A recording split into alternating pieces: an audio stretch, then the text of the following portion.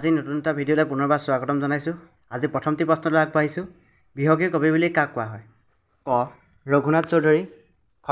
গণেশ চন্দ্ৰ, গ. নলিনীবালা দেৱী আৰু ঘ. ফণী শৰ্মা। ইয়াৰ শুদ্ধ উত্তৰটো যদি আপোনালোকে পায় কমেণ্ট কৰি কওক। ইয়াৰ শুদ্ধ উত্তৰটো হ'ব ৰঘুনাথ চৌধুৰী। আজি দ্বিতীয়টি প্ৰশ্নলৈ আগবাঢ়িছোঁ। নটসূৰ্য বুলি কাক কোৱা হয়?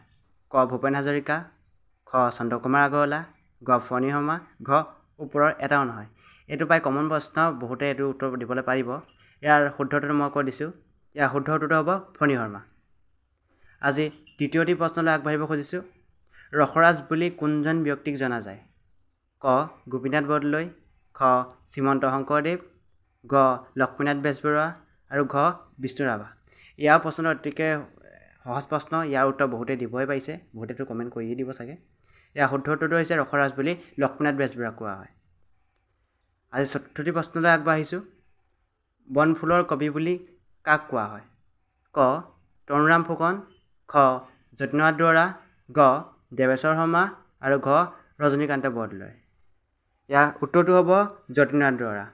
আৰু তেওঁ হৈছে প্ৰথম সাহিত্য একাডেমী বঁটা লাভ কৰা প্ৰথমজন অসমীয়া ব্যক্তি। সেইটো সকলোৱে মনত ৰাখিব। আজি পঞ্চমটি প্ৰশ্নলৈ আগবাঢ়িছোঁ।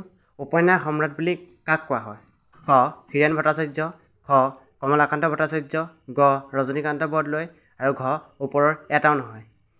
ইয়াৰ উত্তৰটো হ'ব ৰজনীকান্ত বৰদলৈ। ৰজনীকান্ত বৰদলৈক উপন্যাস সম্ৰাট বুলি কোৱা হয়। ষষ্ঠটি প্ৰশ্নলৈ আগবাঢ়িছোঁ। জয়মতী বোলছবি কিমান চনত নিৰ্মাণ কৰা হৈছিল? ক. 1946, খ. 1942, গ. 1935 আৰু ঘ. 1939। ইয়াৰ উত্তৰটো আটাইতকৈ কমন, সেইটো হৈছে 1935 চনত জয়মতী নিৰ্মাণ কৰা হৈছিল।